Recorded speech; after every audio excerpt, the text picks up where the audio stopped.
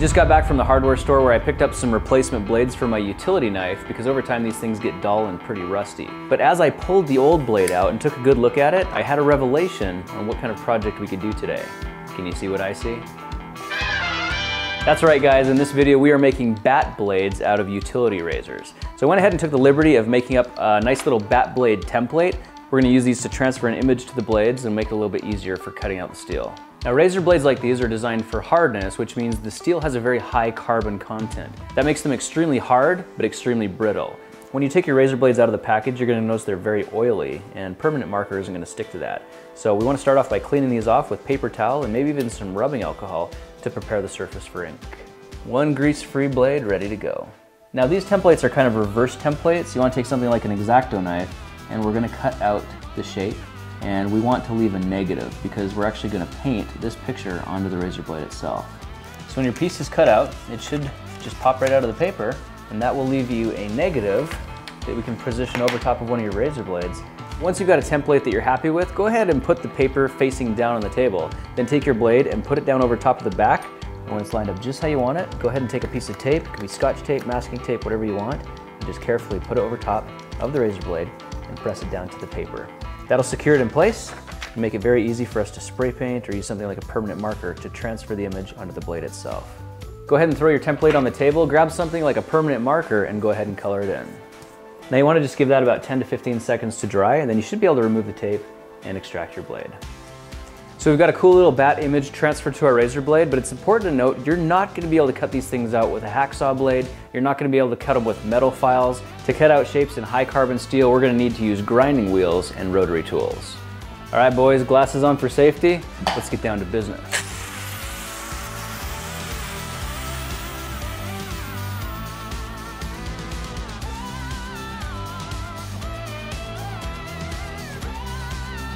All right guys, there you have it.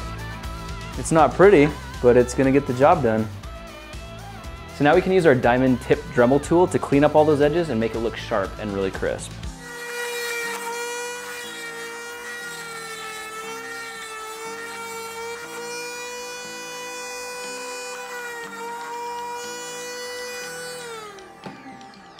So update guys, the diamond tip bits do not work. Do not get these. I've gone through 3 of these, including one that I just got from Home Depot for $8 and it burned out in about 30 seconds. Not to mention I ended up breaking like 3 of my blades. So I'm on my 4th one now, and I did find something that works a lot better, and it's these mini cutoff wheels for the Dremel tool. These things by themselves will cut out your entire shape if you go slowly and carefully enough. So you see guys, just using the mini cutoff wheel, you can actually cut out the entire blade. This by far works better than any of the other tools that I was using. They're very durable, they're very cheap, and they do a much better job than these other bits. The only thing you have to be careful of is that when you're grinding your bat blade, you grind with the edge of the wheel. You don't want to grind with a flat surface or you might end up tearing your disc apart like that. So this is awesome guys, our bat blades are looking really cool and they look awesome in silver, but if you want to make them look a little more authentic, grab yourself some black spray paint like this. This is the kind that dries in about 10 to 15 minutes. So just poke one of the tips of your bat blades into a cardboard base, give it a shot of spray paint from both angles, and then let it set.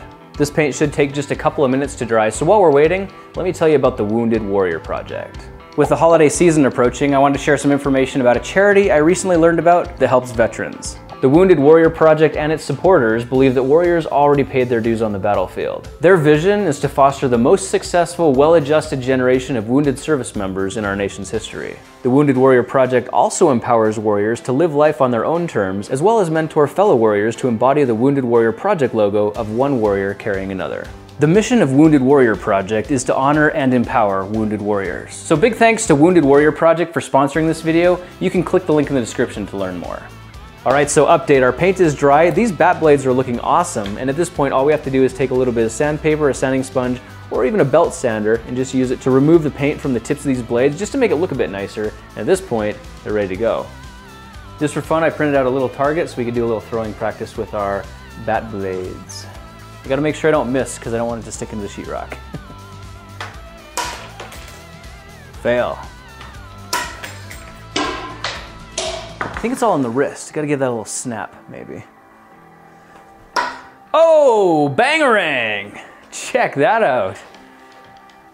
Well, we just got his collar. It's a pretty solid shot. I would like to see that the other direction though. Ooh, right in the kneecap. Oh, right in the kneecap again. Oh, dang. See, that's what I was afraid of. The one time I miss, it goes into the wall. Boom, there it is. That's what I'm talking about right there. So there you have it, guys. That's how to take blades from your utility knife and turn them into batarangs. How cool is that?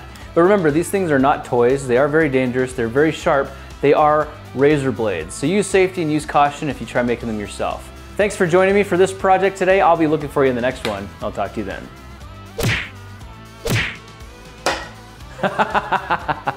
That is epic.